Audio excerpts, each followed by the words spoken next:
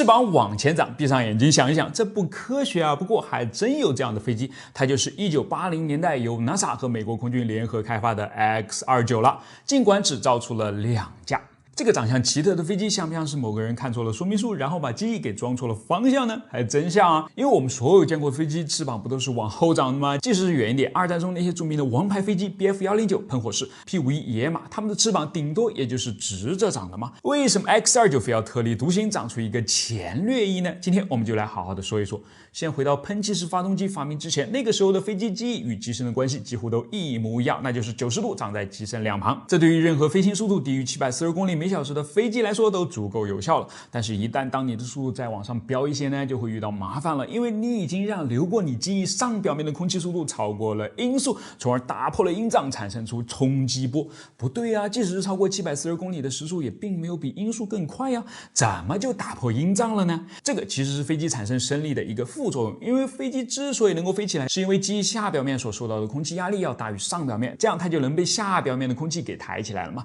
于是啊，根据伯努利效应呢，机翼上表面空气的流速就必须要比下表面更大，很自然，这个速度肯定也大过了飞机自身的速度嘛。结果就是明明飞机没有飞太快，但却也让机翼前缘的相对速度超过了音速，由此造出的冲击波将后方的空气扰乱，在减少了主翼能够产生的升力的同时，却增加了尾翼的升力，于是机头下压，失去高度，从而获得了额外的速度，从而使这个问题进一步的加重。发生这种情况时，即便是经验最丰富的飞行员也无能为力。比如这样的情况就在 P38闪电身上发生过，当时它是世界上飞得最快的飞机之一，但就是因为上述的原因，导致了在一次测试中坠毁，以至于工程师后来不得不专门在它的机翼下方装上了一个附加的襟翼，以便解决这个麻烦。但随着飞机越飞越快，这样的临时措施显然是不够的，是时候为更快的飞机引入全新的机翼造型了——后掠翼。为什么后掠翼能够解决这个问题呢？因为当它在前进时，会让流经它的空气产生一个沿着机翼纵向流动的气流，叫做展向气流。相对的，垂直于机翼前缘流动的空气叫做弦向气流。你看，由于后掠的机翼将与飞机迎面而过的空气分成了2个不同的方向，所以就让不论是哪个方向上面的空气速度都没有原本平行于飞机飞行方向的空气速度更快，从而大大延缓了音爆产生的时间，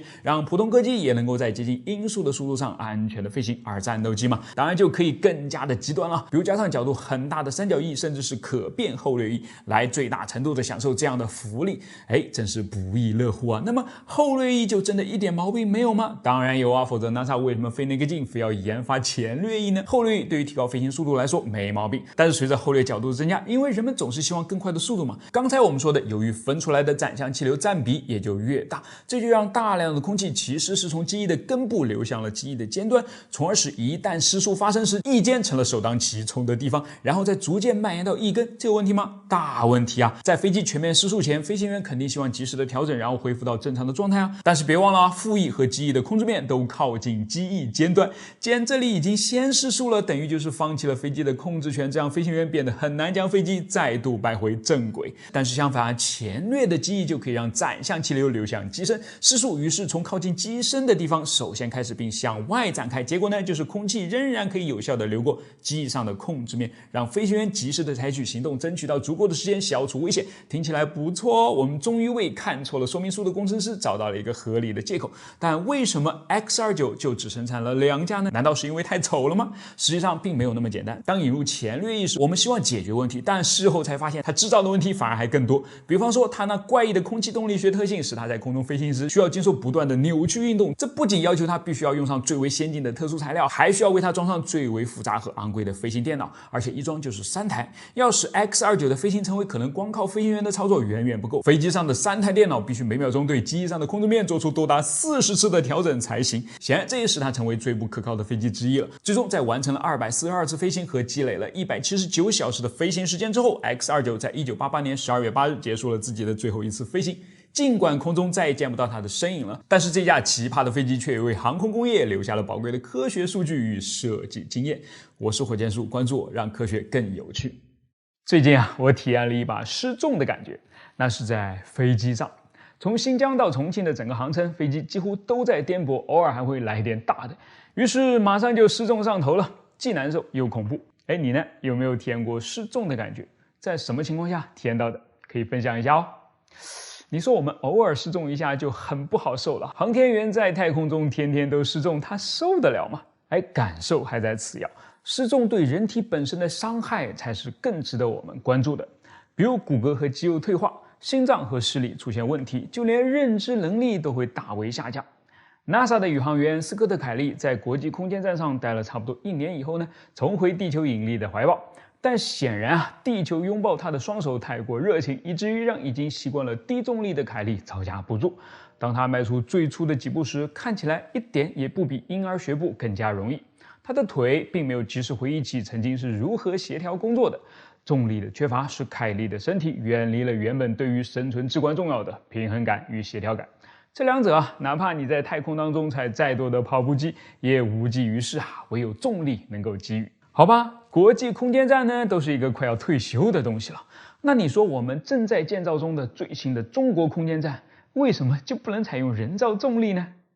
我是百科全书火箭叔，今天我们就来聊聊人造重力这个已经在科幻的世界里面存在了几十年的技术。人造重力难吗？它难在哪儿呢？好吧，还是先说答案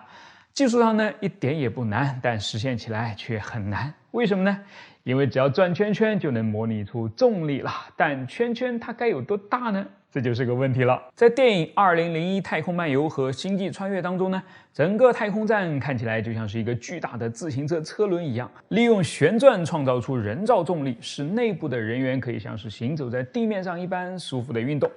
很可惜至少目前为止还没有人真正这样行走过。不过最接近它的体验，你可以在游乐场里面找到。做一次大型离心机一定能够加深你对人造重力的理解，但我建议你最好是提前准备好一个呕吐袋哦。对了，这也是旋转出来的人造重力很可能造成的副作用之一，我们后面马上就会讲到的。之所以旋转能够产生重力呢，我们得要感谢向心力。因为当旋转起来之后呢，你背后的墙面就会在向心力的作用下不断的推着你，迫使你跟着它一起旋转，而不是沿着一条直线被甩出去。此时呢，你与离心机是相对静止的。当我们把参考系放入到这个相对静止的系统里面时呢，神奇的重力感便产生了。你被一股力量拉向墙面，当抬腿迈步时，脚也会自然的被再次吸到墙面上，就跟在地面上迈步没有什么区别。你会觉得这就是重力吗？是的，因为它们是等效的。NASA 早在1960年代就开发出了一台巨大的离心机来测试模拟重力的可行性。当我们随宇航员一起进入到被称为是旋转参考系的离心机内部视角后呢，相对来说整个世界都在旋转，而我们是保持静止的。在这里，如果离心机旋转的速度恰好合适的话，一切的跑、跳、走都跟地面上无异了。牛顿第三定律工作良好，由向心力带来的离心力变成了一个绝对真实并且可以测量的重力。所以这就是为什么说创造人造重力其实一点也不难嘛，真正难的是尺寸。还记得我刚才说过了吗？一个恰到好处的旋转速度是产生出人造重力的关键，而问题就在于恰到好处的旋转速度跟离心机，也就是想要制造人造重力的太空站的尺寸关系密切。当它的直径越小时，就越需要更快的旋转速度。你想也想得到，生活在这样一个转得飞快的陀螺里面，一定不是很好玩。拿2001太空漫游里面的经典场景举例，弗兰克·普尔在旋转着的控制模块里面淡定自在的慢跑，看起来呢，这里的重力应该跟地球上没有什么区别。那它应该转多快呢？对于这样一个半径大概在8米左右的圆筒而言，注意这已经远远超过了中国空间站核心舱天和号的4.2米直径了。想要在这样一个圆筒壁上产生1 G， 也就是9.8米每2次方秒的加速度的话，每分钟的转速需要达到10.5圈。所以真实的场景一定不像电影演出来的那样，弗兰克·普尔肯定是跑不起来的。因为在这样的转速下，旋转参考系里面的科里奥里效应将会非常明显，它会让你在里面的运动方向受到偏转。你只要想想，在地球这么大的一个旋转参考系里面，我们都需要考虑科里奥里效应对火车左右铁轨的不同磨损程度所带来的影响，就能够知道在8米半径的旋转空间里面，它能产生多大的影响了。简单来说，就是你想从坐着站起来呢，都会让原本向上运动的脑袋变成一条向下运动的曲线，然后直接就把你撂倒了。还谈什么慢跑呢？科学家估计啊，想要让旋转速度慢到勉强能够适宜人类居住的话，这个结构的半径至少也得是100米，2个国际空间站加起来差不多有那么宽了。所以不管是发射它还是安装它，都是一个超级花钱和超级费时的事情。有人估计过，像电影《2001太空漫游》一开头的那个半径150米的旋转太空站，大约重68000吨。咱们不管他们是怎么估算出来的，总之，如果按照目前我们的胖五最大25吨近地轨道运力来算的话，也需要发射2720次才能将它送上轨道。这是一个庞大的数量，而且即使真的把它给建出来了，仍然会有很大的问题。比方说，由于半径还是不够大，它会让你的头和脚处在2个明显不同的重力区间，想起来还挺诡异的。但实际情况不止诡异，而是危险了。因为你的心脏必须要更加努力的工作，才能够把脚上的血液拉回到头上，从而保证正常的血液循环。并且呢，你还要习惯于生活在经常性的晕头转向当中，因为如果你弯下腰，甚至只是左右晃一下脑袋的话，都会让耳朵里面的陀螺仪内耳前庭突然间就切换到另外一个重力频道上了。你知道眩晕想吐的感觉是怎么来的吗？就是这么来的。所以啊，我们最后总结一下，想要人工制造出重力啊，通过旋转就可以实现了。这并不难。也许在不久之后呢，就有类似的航天器可以升空了。虽然解决不了根本问题，但至少能够帮助宇航员更加安全地执行太空任务。至于想要满重力生活在太空当中嘛，还真的是有很长的路要走啊。我是火箭叔，关注我，跟我一起期待科幻早日变成现实。1908年6月30日清晨7点刚过，在西伯利亚森林的通古斯河畔突然爆发了一声巨响。这声巨响不简单，因为它不仅瞬间就传遍了方圆640公里的范围，甚至还让远在5000多公里外英国伦敦的不少电灯也在瞬间熄灭。之后的一周啊，欧洲的天空都呈现出一片暗紫色。毫无疑问，这声巨响以及引发巨响的爆炸，就用这样猛烈的方式在历史中留下了深刻的印记，也给我们留下了一个迄今为止仍然无解的大谜题，它就是通古斯大爆炸之谜。为什么一场爆炸居然能够持续困扰人类长达1个多世纪呢？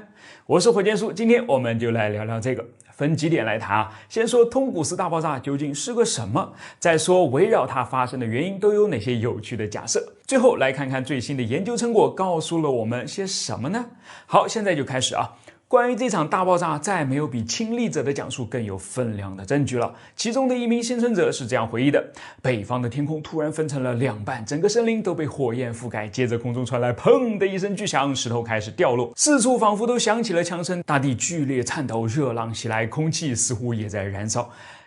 这跟37年后广岛和长崎的原子弹幸存者讲述的简直如出一辙嘛！的确啊，原子弹爆炸后给了研究通古斯爆炸的学者很大的启发，甚至衍生出一个大胆的猜想，稍后我们就会讲到。但不一样的是，广岛的原子弹只有2万吨的 TNT 炸药当量，而经过测算后，通古斯大爆炸则达到了1500到2000万吨的当量，相当于是把广岛炸了1000遍。这都能活下来，得要有多高的幸运指数啊！但最早在1927年，俄罗斯矿物学家库里克率领考察队前往通古斯现场调查时，人类还没有发明原子弹啊，他自然也就不会产生这样的联想。他所笃定的一定是一颗巨大的陨石撞到了这里，所以只要找到陨石坑就能说明这一切了。但结果却是非常的失望，在持续考察了10年后，他们除了发现爆炸区域呈放射状向四周倒下的大约800万棵树，以及爆炸中心被剥掉了树枝和树皮的直立树干以外，简直一无所获。没有陨石坑，没有陨石碎片，甚至在抽干了爆炸区域内的沼泽地里面的水向下挖上25米之后，也没有一点点的陨石线索。这就令人百思不得其解了。这些被强大冲击波冲倒的树，说明了这里的确是经历了一次巨大的爆炸，但这个爆炸却又不是陨石造成的，那会是什么呢？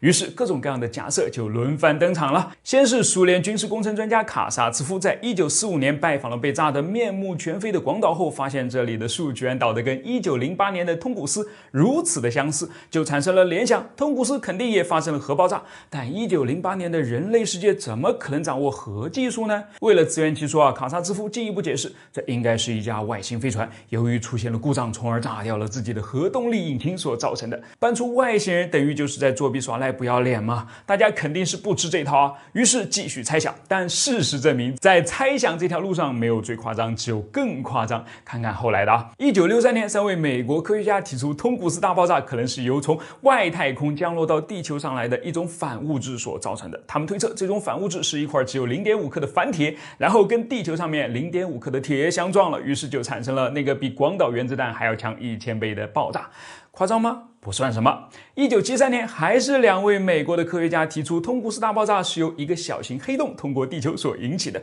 他们甚至还算出了这个黑洞的质量，大约是1023千克。不但如此啊，他们连黑洞穿出去的位置也都大概测算出来了，就是位于冰岛和纽芬兰岛之间的大西洋某处。但说不过去的是，这黑洞为什么穿进来的时候动静那么大，穿出去的时候却是悄咪咪的呢？难道是为了要走了，给自己留个好印象？而且霍金还说了，质量越小的黑洞蒸发的也就越快，这才1吨多点的黑洞，它根本也就到不了地球，早就被蒸发完了呀。夸张吗？不算什么。关键是这么不靠谱的解释还刊登在了著名的《自然》杂志上，这才是最夸张的。1977年啊，科学家的猜想呢往回收了收，这次他们认为可能是一颗彗星闯入地球所引发的爆炸，在高温和高压的双重作用下，彗星在距离地面几公里的高空中发生了爆炸，冲击波传到了地面，但彗星碎片嘛，由于都是由易挥发的冰等物质组成的，自然也就挥发的不见踪影了，巧妙地躲过了提交证据的环节。科学家变得理智了，但民间的猜想却没有就此打住。最夸张的是，基于大家对天才科学家尼古拉·特斯拉无限崇拜所编造出来的故事，说的是由于他在纽约长岛搞无线电力传输试验，引起了这次远在10000公里外的通古斯大爆炸，所以无线电力传输试验只是一个幌子，超级武器死亡射线才是特斯拉真正在研究的东西。这个你就当故事听听好玩就可以了，不要当真啊。但说了这么多，谜题还是没有揭开，不是吗？别急啊，最近的研究出炉了，而且还有希望真的打上结束的标签。来自俄罗斯西伯利亚联邦大学的研究者们通过建立数学模型，得出了一个全新的结论，那就是导致通古斯大爆炸的天体并不是一颗彗星，而是一颗成分为铁镍合金的小行星。它也并没有砸到地面上或是在空中解体，而是以每秒11.2公里以上的速度，从11公里以上的空中掠过了地球，继续它的星际旅程，但却把冲击波给流到了通古斯的地面上，算是一次行星尺度上的肇事逃逸事件了。这个理论完美解释了为什么在高空爆炸后却并没有在地面上留下任何的碎片，也解释了为什么事件发生后欧洲上空的高层大气中存在着的大量尘埃，从而导致了夜空中的怪异红光。所以能够活下来并提出各种各样的猜想，真的说明我们每个人的幸运值都是爆棚的，因为在另一个平行宇宙中，这枚小行星或许径直就撞向了地球。我是火箭叔，关注我，让你爱上科学。航空发动机在工作的时候是需要吸入空气的，这个工作呢由进气道来完成。但你有没有发现啊，客机发动机的进气道又圆又短，而战斗机的进气道嘛，这很多都是又方又长的。这是为什么？我是百科全书火箭叔，今天我们就来聊聊航空发动机的进气道。这2天呢，我正好有些感冒鼻塞，所以吸到肺里面的空气就要比平时少很多，大脑缺氧的感觉非常明显，所以完全就不想动。对于发动机来说，进气道显然就是它的鼻子了，而你最不希望看到的应该就是它也鼻塞了吧？但它还真就爱鼻塞，为什么呢？因为跟我们不一样，飞机尤其是可以超音速飞行的战斗机呢，它的速度范围非常广，而随着其速度的不同，吹入其鼻子里面的空气数量也会有很大的不同，这就有麻烦了。发动机的核心只有一个，也就是它只能针对一种进气量高效工作，进气太少或者进气太多呢，它都吸不过来，相当于就是鼻塞了。而除了鼻塞啊，还有更麻烦的，那就是这个发动机的核心本身还特别脆弱，要是吹进来的空气速度太快，就会让里面的叶片发生震颤，从而损坏，后果很严重啊。那极限是多少呢？必须是亚音速的。你看这前后2点，对飞得不那么快，速度范围也不是那么大的客机来说还没有太大问题，但是对需要一路加速到超音速的战斗机而言就十分不友好了嘛。那可怎么办呢？就只能针对它的鼻子，也就是进气道下手了。战斗机的进气道之所以那么长，就是要肩负着解决以上2大问题啊。下面我们就来看看它们具体是怎么解决的。先说减速。早期的进气道大多是皮托式、激波锥式和2元式，现在呢，这很多都用上了加莱特式和鼓包式。但不论是什么式，减速考的都是一个式，那就是激波。上一期我们刚好讲到过激波，超音速气流在经过激波后速度大减，压力剧增，这不正好就是进气道想要的结果吗？所以呢，进气道的第一个目标就是要人为的制造激波。皮托式进气道是一个盾头带开口的结构，能够产生出减速能力极好的弓形激波，十分的简单粗暴，常见于第二代战斗机身上。当然，也有一些注重亚音速性能的三代机会使用，比如 F-16。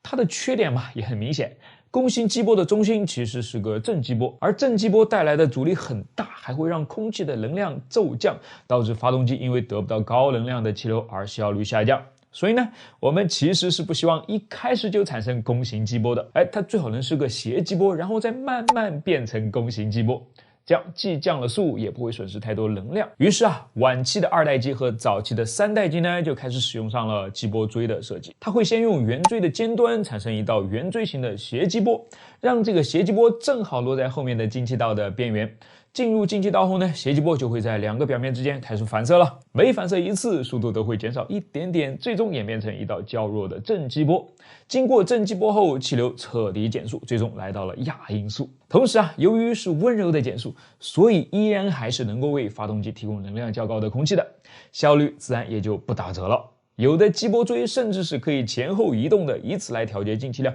从而匹配发动机的不同工作环境，达到更好的工作效率。比如 SR7 上面那两台 J58 发动机。当然，跟下一代的二元进气道比起来呢，激波锥对气流做的那些事儿就根本不算什么了，因为它能够实现更加复杂的控制。比方说可以缩放的进气口，在亚音速时扩大进气口，增大进气量；在超音速时缩小进气口，减少进气量。比方说可以调整角度的进气道上缘斜坡，它能够让斜激波在任何飞行速度下都正好反射到下缘上，形成后续的减速链路，让发动机始终保持高效工作。很好了，对吧？除了结构有点复杂，重量不够轻盈以外，在进气方面呢，你还真没啥可以要求它的了。但是它有一个致命缺点，慢慢就暴露了出来，不够隐形。二元进气道必须是个矩形，否则呢，之前说的那些美好的气流调节功能都是白瞎。但矩形的截面恰恰好相当于是一个完美的角反射器，使雷达波能够被原路折返，大大增加了其被探测到的可能性。这个在现代空战中就是绝对的硬伤了。那该怎么办呢？那就拿个斜切工具把矩形推成一个平行四边形吧。它呢就是 F-22 机下面挂着的加莱特进气道了。有没有觉得如果只是把矩形推成平行四边形也太没有技术含量了嘛？应该没这么简单。你的直觉是对的啊，加莱特进气道的来头可不小啊。虽然不太看得出来，但它其实是一个沉波体。我们之前讲沉波体的东风17时拿过一个模型来举例子，就是这个把两边往下拽了的斜导沉波体了。它可以把激波面包裹在其下表面上，从而利用激波来获得升力。那个视频很有意思推荐你一定要看看。然后我们把这个斜导沉波体复制一下，反转一下，再看看它俩接起来的激波面，是不是有点眼熟了？对的，就是加莱特进气道的那个平行四边形截面了。所以理想情况下，加莱特进气道是可以形成一张像薄膜一样包裹住其入口的激波面的，从而在不需要任何可调结构的情况下呢，获得较高的进气效率，同时还能避开直角边的直角反射器效应，提高隐身性能，所以算是一个既轻盈又高效的现代进气道了。那么还有没有比加莱特进气道更加现代的进气道了呢？有的，这就是我们今天最后要讲的鼓包式进气道了。它的全称应该叫做无负面层隔道超音速进气道，但由于最明显的特征就是位于进气道入口处紧贴着机身的那个鼓包了，所以通常都叫它鼓包式进气道。那么这个鼓包到底要干什么呢？正如它的名字一样，就是为了把负面层隔道给去掉的。让我们回头再去看看前面的几个进气道有没有注意到它们同机身之间呢，通常都留着一道小缝，这个小缝就叫做负面层隔道，为的是防止负面层的气流进入到进气道里面。由于飞机的机身同空气之间是存在摩擦的，就使得紧贴机身表面的那一层薄薄的空气呢，流速较慢。当这层流速较慢的空气同其余的超音速空气一起进入到进气道后，极容易造成压力分布不均匀，轻则使发动机叶片发生震颤，加速金属疲劳，减少寿命；重则使压机机失速传震直接报废，所以无论如何都是必须要把负面层隔离在进气道之外的。但负面层隔道的存在也不利于战斗机的隐身啊，其缝隙特定的宽度会使得特定频率的雷达波正好可以跟它发生共振，反射出强烈的回波，增加了自己暴露的风险。而鼓包设计的妙处就在于，其前部扁圆锥形的造型在气流经过时会在中间产生出一个高压区，来将负面层的低速气流推到两边去，使它们不偏不倚，正好错过了进气道的入口。但它难也就难在巧妙上，鼓包是一个极其复杂的三维曲面，很难用传统的方法来分析和计算其产生的结果，只能依靠现代计算机的强大算力来不断模拟与优化，所以只有可能出现在最先进的战斗机上，比如 F-35、歼20等等，在降低了重量和生产成本的同时，却提高了进气效率与隐身性能。好了，以上就是这几种超音速进气道的简单介绍，我们最后再来总结一下啊。之所以超音速飞机需要用到进气道呢，就是为了将超音速气流降低为亚音速气流，以便发动机能够正常的呼吸。而且降低的手段最好尽量温柔，能用斜击波就不用正击波，能多用几个斜击波就多用几个斜击波，越多越好。与此同时，要是还能做到结构简单又隐形的话，那就好上加好了。你记住了吗？我是火箭叔，关注我，把不一样的科学知识讲给你听。Elon Musk 曾经这样评价氢燃料电池：非常愚蠢，更像是一种营销策略，而不是新能源汽车的长期解决方案。哎，他的评价有道理吗？氢燃料电池真的有这么不堪吗？他所使用的锂电池就一点毛病没有吗？好，咱们今天就来简单讨论一下，顺便再拉一种新的电池杀入战局。固态电池，一个一个来啊！先说今天用的最多的锂电池，本质上呢，它就是我们的手机、相机、笔记本电脑等等这些移动电子设备里面的电池的放大版本。只是放大的不单是体积，还有数量。跟使用单个单元的小电池相比，电动汽车里面的锂电池呢，是将数千个这样的小单元捆绑在一起，形成的一个容量更大的组合体。因此才能够驱动汽车这样的大家伙嘛。和传统的铅酸镍铬电池比起来，锂电池的能量密度要高很多，所以不仅能够储存下更多的电量，连使用寿命都要长得多于是就非常适合拿来作为新能源汽车的能量供应源了。到了今天，很多充满一次电的锂电池电动汽车呢，已经基本上能够跑过跟加满一箱油的燃油汽车差不多的里程了。这么看起来是美好的。但是它也有天然缺陷最大的一个问题就是安全性。锂电池的稳定性其实并不是可充电电池技术里面最高的，它怕高温，它怕过充，它怕过放，它还很怕碰撞。因此它们就需要更高的保护级别，不仅是物理上的盔甲保护，还包括系统上的电子保护啦。每个锂电池呢都需要有专门的保护电路，以确保它们能够在安全范围内去运行。这些呢就势必增加了整个系统的成本、复杂程度和重量嘛，成为锂电池的一大缺点。而因为这个大缺点，其他的一些小缺点也冒了出来了。比方说，这样的电池更难回收，它们的轮胎会因为重量的增加而更快的被磨损，开发周期也因为要考虑1/3车重的电池该如何平衡分布而拉得更长，等等等等。另外尽管锂电池已经拥有不错的生命周期了，但是随着时间的推移，其充放电的性能呢也会下降，而且这跟你用多用少还关系不大即使摆在那儿不用，它的性能也照样会往下掉的。当然最后一点就是所有人都绕不开的里程焦虑了。再怎么样，锂电池的容量还是有限的，还是跑得不够远的，还是需要比加油久得多的充电时间的。短途开开还行，要是跑长途嘛，就得要再认真考虑考虑了。那开长途就真的没有享受清洁能源的资格了吗？哪里不是还有氢燃料电池驱动的电动车吗？尽管马斯克说它非常愚蠢，但其实它有一些优势呢，是远超锂电池的。比方说能量密度，压缩氢气拥有高达4万瓦时每公斤的能量密度，而锂电池呢，对比起来，最好的情况下也只有可怜的278瓦时每公斤，仅仅只是前者的0.7%都不到。这意味着使用氢燃料电池的汽车可以在不增加更多重量的情况下带来更大的续航里程，再加上它是加氢而不是充电的，因此可以获得像是加油那样的时间优势，彻底的就没有里程焦虑了。你看多好，既实现了100%的绿色环保，又没有一点的里程焦虑，它会不会才是新能源汽车真正的未来呢？光看好处当然是这样但是等我们绕到它的背面，就不仅要感叹一下为什么马斯克如此不待见氢燃料电池了。有人会说，安全是它的头等问题，这个不假啊。氢气具有相对较低的燃点以及非常宽的空燃比，是一种自带危险的气体，尤其是考虑到这里用的还是它的压缩状态。但是啊，可能让你感到意外的是，跟汽柴油这类石油衍生燃料比起来呢，它却拥有一个巨大的优势。它轻啊，它大大的轻过了空气啊，所以就能够在发生火灾时呢，通过打开紧急泄压阀，快速的将它吹到空气当中。即便此时它被点燃了，也会像一个大火机一样对着天空去燃烧，并不会伤到周围的人和车的。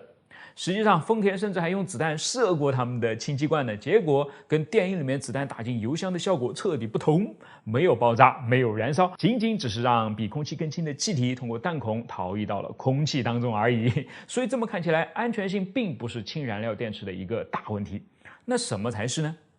是成本，是效率，是它到底绿不绿色了。先说成本啊，虽然氢是这个宇宙当中储量最为丰富的元素，但是啊，它基本上是不会单独存在的，而是跟水、碳氢化合物，比如甲烷，还有其他的一些有机物结合在一起。因此，要把它作为燃料呢，首先第一步就是要将它从这些化合物当中提取出来了。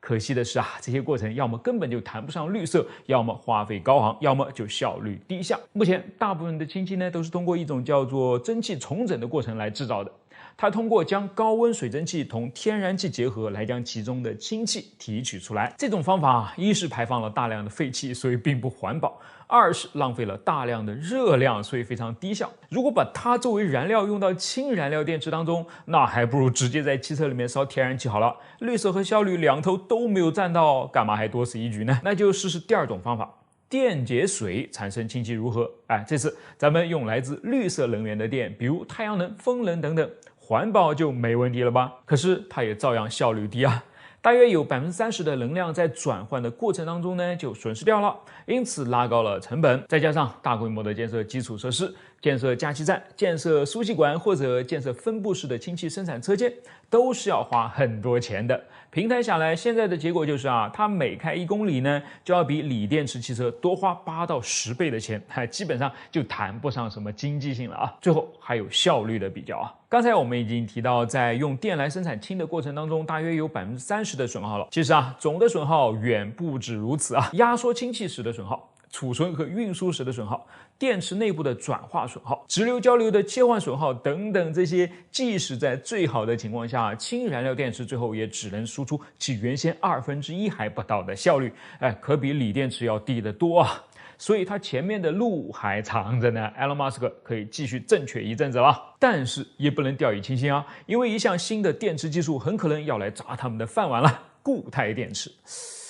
其实也算不上新啊，因为固态电池早就在一些小型的电子设备上使用了，只是以前呢它们不好充电而已。把固态电池用在新能源汽车上有什么好处呢？第一，由于它使用的电解质换成了固体，所以体积上大为缩小，只有锂电池的1半左右。在同样的空间里面呢，咱可以装进去2倍的电池，从而带来了翻倍的续航里程，很大程度上就解决，至少是大大缓解了里程焦虑的问题嘛。其次，由于没有液体，它很安全啊，即使被破坏也不容易引发危险，于是保护措施呢就能够大大简化，带来实质性的减肥瘦身了。成本下降，重量下降，既可以让电动车轻装上阵，也可以在原本的基础上装上更多的电池，带来不可思议的大续航嘛。总之，灵活性就大大增加了。最后，其充电效率更高，因此充得更快；其使用寿命更长，因此能够覆盖汽车的整个生命周期等等等等。是不是新能源车的梦想伙伴呢？当然是的啊，只不过它离大规模生产和使用呢还是有距离的。科学家和工程师还在寻找更好的固态电解质材料，而在这之后呢，生产商还要想尽一切办法来降低它的成本，才能最终被市场接受嘛。不过，电动汽车的未来呢是越来越光明了。土星上也会下雨，这个你想不到吧？而且雨量还不小啊，每秒钟高达10万公斤，只需要3秒多钟就可以装满整个奥运会的标准泳池了。这些雨从何而来呢？从土星美丽的光环上。是的，科学家预测最多不超过1亿年，土星的光环就会因为这样下雨给直接下没了，多可惜啊！要知道，土星的光环可是我们整个太阳系的骄傲，因为它是这其中最大、最明亮的光环了，向外延伸28万公里，中间横跨了6个地球，这样的结构可不是随随便便到哪儿都能见到的，真舍不得跟它说再见啊！土星环主要是由碎冰块和岩石组成的，它们时时刻刻都在被太阳风和宇宙尘埃轰击着。随着不断的轰击，冰块被蒸发成带电的水分子，然后这些水分子在土星磁场的作用下落向土星，最终变成土星大气的一份子。这个过程我们把它称之为环宇。科学家第一次认识到环宇是在1980年，当年 NASA 的旅行者号掠过土星时，揭开了土星环中神秘的暗带，就是由于土星的磁场捕获了环宇而造成的。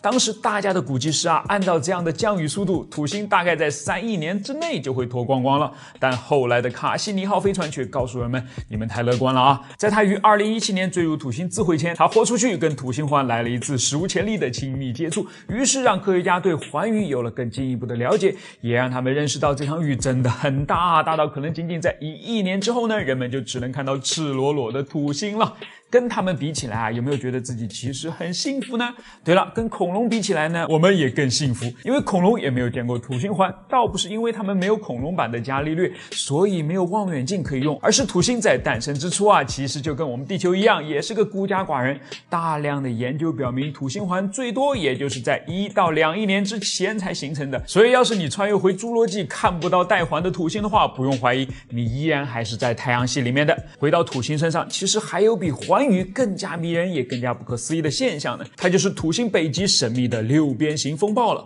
如果说环宇只是让人感到新奇的话，那么这个简直就是诡异了。这个六边形的风暴每一边都差不多跟地球一样宽，而整个六边形的面积大约可以装下4个地球，这种规模比木星上的大红斑还要巨大啊！更令人不解的是，它看起来完美的仿佛就是人造的一般，因为没有人能够想到自然形成的风暴或者云带怎么就会是这样一个图案呢？科学家分析可能是土星的自旋与气流之间的相互作用使这种对称现象得以产生的。他们也的确在实验室当中模拟出了六边形气旋的产生，但问题是实验室当中的六边形气旋在各个边上都有涡流存在，而在土星上经过很多次的观察与确认科学家始终没有发现这样的涡流。没有涡流，六边形应该很快就会崩塌呀。但土星上的六边形硬是没有，因为科学家第一次看到这个完美六边形是在1980年旅行者号经过的时候拍下的照片，当时他们就被震惊了但由于土星并不是旅行者主要的任务目标，所以 NASA 表现得也很淡定，认为这只不过是一种天气模式而已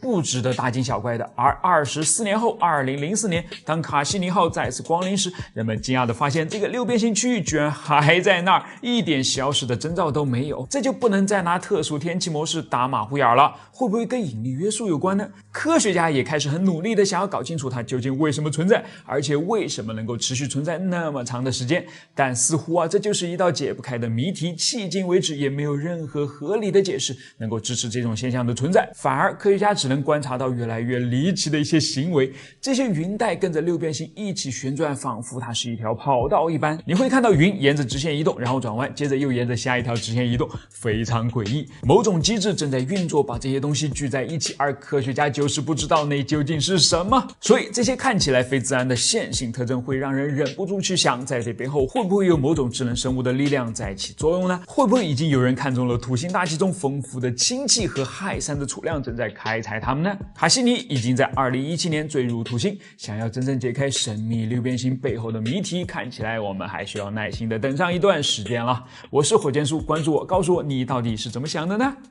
你们注意到了吗？神舟13号在发射期间地面测控站在汇报监测状态的时候，不断提到了一样东西。USB 正常，青山 USB 雷达跟踪正常，东风 USB 跟踪正常，青山 USB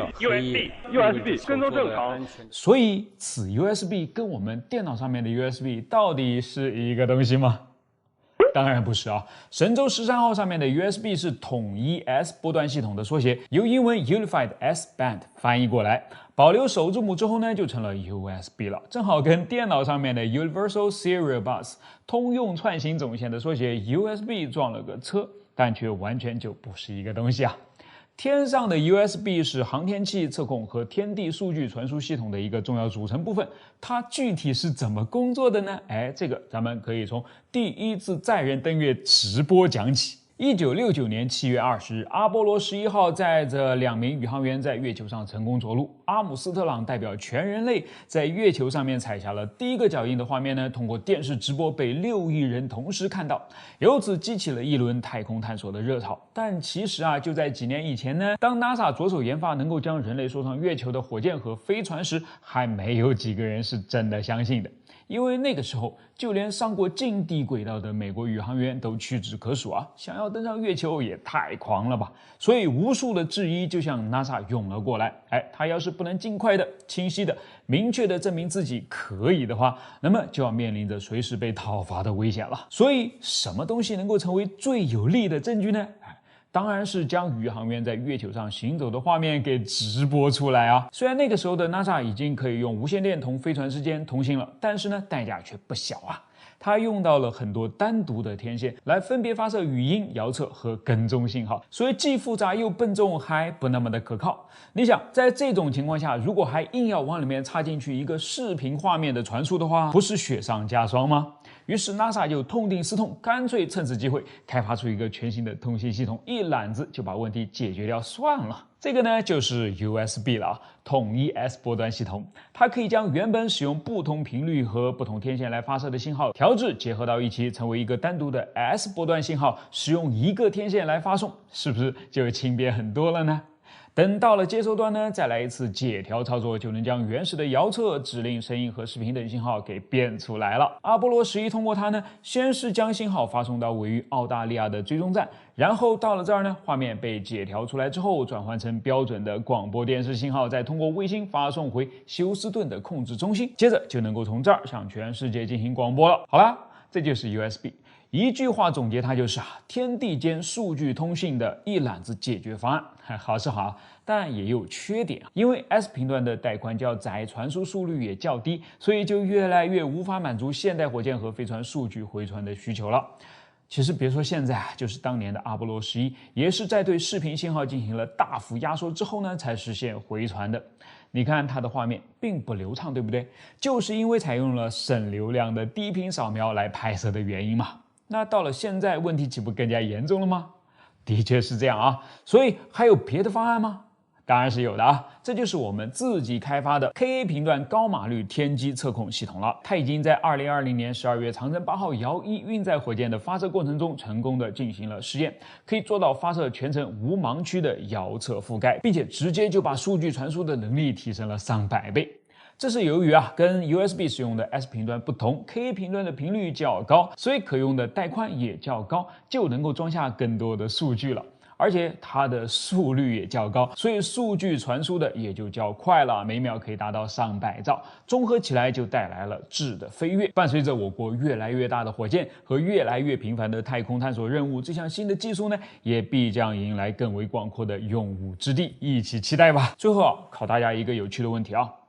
火箭发射前的倒数，它究竟是走个形式呢，还是确实有所意义呢？留下你的答案吧。我是火箭叔，关注我，把不一样的科学知识讲给你听。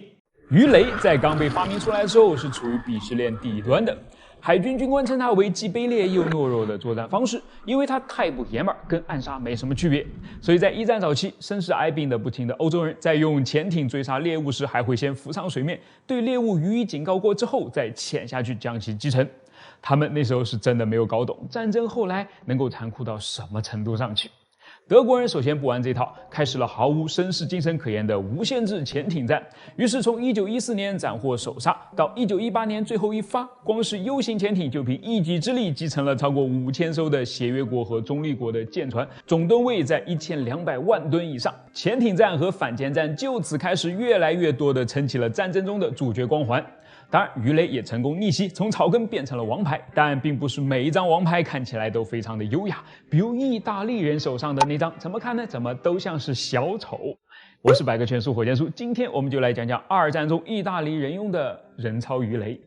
本质上，鱼雷都是人操的，只不过通常你只会坐在潜艇的战斗室里面，用电线遥控着去操纵鱼雷，而意大利的人操鱼雷就很不一样了，它真的是人去操作的，或骑着，或是坐进鱼雷里面，然后把鱼雷驾驶到目标附近引爆，相当不可思议吧。说回到二战初期，尽管意大利拥有不错的海军力量，但是跟英国海军比起来啊，还是有明显的悬殊，所以地中海的控制权一直都掌握在英国人的手里面。意大利人哪能甘心呢？想当初我罗马盛世时哪有你英国什么事儿？但无奈啊，正面杠，意大利也知道杠不过人家，于是转念一想，咱手上不是还有奇招吗？这个奇招就是他曾经在一战末期使用过的，并且还的确获得了一定战果的人操鱼雷了。它叫做水质式人操鱼雷，有2名蛙人骑着它，悄悄地潜到敌舰附近，然后将鱼雷前方的战斗部分离，把分离出来的战斗部呢挂在船底的正下方。这是通过把一根绳索穿在敌舰龙骨的2侧完成的。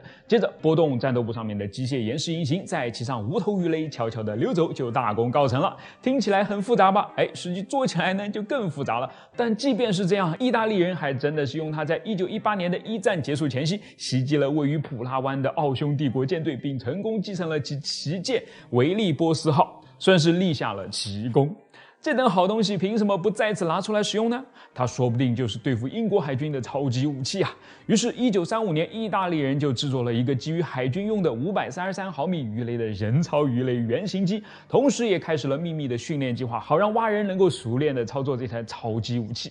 但工程师实在是有点不给力啊！这枚人操鱼雷上面的操纵系统全都是裸露的线控，这意味着他们即便是在陆地上也不怎么容易操作，更别提到了水下了。更要命的是，在把前面的战斗部卸下来之后呢，由于连头都没有了，就更难控制这枚鱼雷的方向了。所以很多次啊，在释放完战斗部之后，蛙人们都不得不抛弃掉它，索性自己游回原来的船上。这也就让它有了一个比正式名称慢速鱼雷更加响当当的绰号——侏罗。这枚侏罗长7.3米，宽0.5米，高1米，总重1.5吨，其中战斗部重约220到250公斤，依靠蓄电池驱动一台1.6匹的电动机，搭载2名蛙人之后呢，可以以最高3节，也就是大约5.5公里的时速前进，最大潜深30米，最大巡航距离15海里。稍后，不满现状的意大利工程师继续打造出了它的升级款。这次呢，2名蛙人终于可以坐进舱里面，而不是骑在外面了。但这个座舱就是个敞篷的，所以还是需要蛙人把所有水下呼吸装备都穿戴整齐才行啊。除此以外，升级款最大的改变就是更粗更重了，因此装药量也增加了，变为400公斤左右，航速加快了，变为最高4节。这个东西我怎么看都怎么觉得应该是装在儿童乐园里面的旋转木马上才更合适啊，怎么就能被意大利人做成武器呢？但是别看它样子搞笑，它最后还真的对地中海里面的英国海军造成了重创呢。1941年的12月18日深夜，意大利海军的6名蛙人驾驶着3枚人操鱼雷，通过一路尾随英国军舰回港，成功的避开了英军设置在基地周围的水雷和反潜网，进入到亚历山大港。然后呢，他们将鱼雷前面的战斗部挂在了伊丽莎白女王号战列舰和勇士号战列舰的底部，并成功的溜走了。次日凌晨，随着3声巨响，2艘3.3万吨的巨舰从此沉入了海底。这一役的胜利的确暂时扭转了地中海上意大利海军的颓势，但同时也让意大利人想要极力守住的这种机密武器呢曝光在英国人面前。更惨的是啊，后来还有几枚人操鱼雷被英国人给俘获了。于是根据你有我也必须有的战略逻辑，英国人也研制出了自己的人操鱼雷战车，并进一步发展出了一款被称为是 X 舰的袖珍潜艇出来，在对德海战当中呢取得了更大的战果。这个功劳该不该把它算在意大利头上呢？看来啊，历史用事实再次告诉我们，选择队友很重要啊。我是火箭叔，关注我，把不一样的科学故事讲给你听。UH-60黑鹰其实差一点就不是黑鹰了啊，因为在它之前呢，还有另外一架黑鹰 S-67黑鹰，它是一架结合了令人难以置信的高速、高机动性、高火力与高运载能力的，有机会成为当时地球上最强王者的攻击直升机。如果 if 真正投入使用的话。好，那么今天呢，我们就来聊聊这个传奇呗。首先，你有没有觉得它跟我们前几天聊过的另外一架直升机夏安很像呢？像就对了，因为它俩基本上呢可以算作是竞争对手。之所以说基本上，那是因为 S-67是在夏安的直接竞争对手 S-66的基础上发展出来的。当时美国陆军为了搞定越南战场，整出了一个 AAFSS 的计划，现在通常被看成是历史上第一个有关武装直升机的开发计划了。在多轮淘汰之后呢，洛克希德和西科斯基最终进入了决赛，分别拿出了自己的杀手锏 CL-80和 S66了。一个是炮手的方位可以自由旋转，一个是尾桨的方向可以主动改变，你很难说究竟哪一个的玩法更有创意嘛。两者的各项指标在当时都是前无古人的。不过陆军最终还是选择了洛克希德，于是就有了更名为 AH-56的夏安了。那个故事呢，我在这个视频里面详细的讲过，要是你还没有看过的话，一会儿可以直接跳过去啊。虽然最终夏安的命运也是被取消了，但是对于西科斯基这家发明了历史上第一架实用直升机的公司而言，一开始就被对手给打败，这口气实在是咽不下去嘛。于是他们回到办公室，暗暗就下了一个决心，不管你陆军给不给我合同，我也要设计出一架地表最强攻击直升机出来，它就是 S67了。显然啊 ，S66失败呢不是没有原因的。陆军认为其在速度升上去之后，将用于平衡主桨扭矩的尾桨旋转90度去提供向前的推力，实在是有点冒进啊！牺牲了安全的速度，他们宁可不要嘛。那 S67必须要吸取这样的教训啦。于是它的设计呢，就是一种在基于已经经过验证靠谱的技术上，叠加上一些新的元素的，融合混搭而来的综合体了。准确点说啊，就是把这3架直升机。S61F、S66和 AH-56当中每一个被证明是有效的、最有特点的设计给拿了过来，变成了自己的东西。比方说插在机身两侧的小翼，比方说能够提供强大稳定性的垂尾，比方说能够带来更高转速的旋翼翼型等等。总之啊，按照西科斯基自己的话来说 ，S67是一架将经过验证的组件与新的设计理念结合起来，大大降低了成本和技术风险，并提供出高性能、高易维护性和高可用性的全新的武装直升机系统了。好，那咱们就来看看它到底有多牛呢？首先，这样的开发理念呢，的确是带来了令人难以置信的快速开发周期。S67的团队仅仅用了7个月就制作出了第一架工作原型。这架被命名为黑鹰的直升机呢，有一个厚略的固定翼和一个大大的弧形垂直尾翼，用于保持稳定性。有一个狭窄的机身和一个可供2人使用的驾驶舱，以及充足的备用动力了。虽然这架直升机的线条看起来可能有些眼熟啊，但并非所有的元素都来自西科斯基自己的设计库。实际上 ，S67是第一款使用大型弧形垂直尾翼以提高方向稳定性的直升机了，并且还在后来被证明是非常有效的。当然，它也是有尾桨的，在悬停和低速飞行期间用来提供扭矩补偿。但垂直尾翼的设计啊非常强大，当直升机的速度仅仅达到74公里每小时之后呢，就可以为其提供所需要的全部稳定性了。这种设计不仅具有良好的机动性，它还能够为直升机在危险的空域中提供更强的生存能力嘛。不知道你有没有看过电影《黑鹰坠落》啊？看过的话就能明白了啊。对于普通直升机而言，尾桨损坏是灾难性的。但如果把电影里面的黑鹰换成我们这儿的黑鹰，也就是黑鹰它爹的话，结果可能就完全不同了。只要是它的尾部的基本形状保持不变 ，S67黑鹰呢就可以继续前进，安全的返回基地了。接着咱们再来看它那对不同寻常的固定翼了。它们是可拆卸的，可以为不同的任务进行单独的配置。带有可扩展的空气制动器，就是这个玩意儿了。它们可以在不到3秒的时间内完全打开或者关闭。在大多数情况下呢，这些空气制动器可以将黑鹰停止的时间缩短到1半。与其他类似的直升机相比，这样的机动性啊，前所未有啊！于是你看，有了这样的空气制动器，8.2米翼展的固定翼和硕大的稳定尾翼 ，S67黑鹰在几乎所有的速度下呢都非常稳定，就有了相当出色的目标捕获和交战能力嘛。说回到机身啊，可以看得出来。相当狭窄，有没有？尤其是跟大多数其他的直升机比起来的话，那这种载体机身呢，就是 S67的外形更加纤薄，使其在正面暴露时更加难以瞄准，同时呢，也有利于其飞得既快速又灵活嘛。2台通用电气的 T58-5涡轮发动机，总共3000匹马力来为 S67提供动力，相当强大，也相当先进啊。在1970年12月就为它赢得了第一个世界纪录，在一段3公里的狂飙之中呢，飞出了349公里的最高时速，但仅仅5天之后呢，他自己又把自己这个记录给打破了，使极速来到了355公里每小时。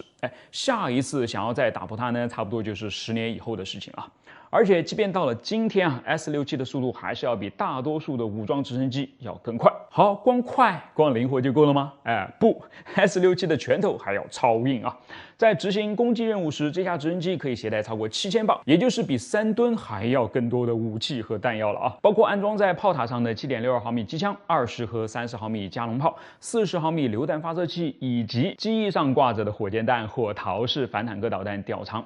对地攻击火力可谓直接拉满啊！同时它带人的效率也不低啊。尽管机身狭窄，但是稍作改装呢，就马上可以在驾驶舱后面腾出一个能够运送6名全副武装士兵的空间了。这运兵速度就真的不是地面装甲车能够比的了。而如果是负责搜索和救援行动，则可以把辅助油箱安装在直升机的机翼上，使其高速航程可以达到差不多1000公里。另外，要是既不运兵也不搜救还不打坦克的话，它的肚子里面也不会闲着的。在装满用于观察和监视任务的集成电子设备后呢，马上就变成了一个战场上的上帝视角了。可见 S67 呢是一个适应性相当强的平台啊，所有人都很喜欢它，尤其是飞行员啦，据说评价相当的高，可以随心所欲做出很多看似不可能的机动和花样出来，既实用又解压嘛。这些啊还真的又引起了陆军的兴趣，尤其是他们对于夏安的表现感到失望之后，不得要找个替代品吗？黑鹰看起来在各个方面都很符合啊，这次希科斯基的注应该是押对了。但是谁会想到呢？螳螂捕蝉，黄雀在后，休斯的一架原型机突然就闯进了陆军的视野。他是谁啊？他就是后来大名鼎鼎的 AH-64阿帕奇了。黑鹰在美国陆军这边呢，就这么从名义上坠落了。但是希科斯基并不甘心啊，他们非要黑鹰真正坠落一次。既然你美国陆军看不上，那总有人看得上的吧？于是1972年末，S67被打包运往欧洲，然后是中东，开始寻找潜在的买家了。就在已经勾起了一些国家的兴趣之后，他却在1974年的一场表演中，当着众人的面在低空翻滚时意外坠落了，2名飞行员都没能幸免。这个就成为了压垮 S67的最后一根稻草了。从此世上再无他的故事了。黑鹰的称号自然就落在了别人的身上嘛。好，大家还想听哪架飞机的故事呢？留言给我，通通安排上。